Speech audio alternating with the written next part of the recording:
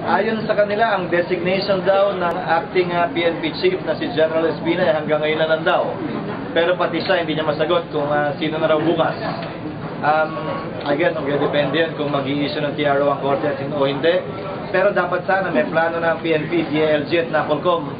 Sino bang uupo kung walang ma-issue TRO? Siyempre kung may ma-issue TRO, natural susundin dapat yung korte. Pero paano pag walang TRO? Dapat nakahanda sila at dapat preparado na sila kung ano at sino pakulit. Hindi pwedeng manatiling bitin at nakabitin niya.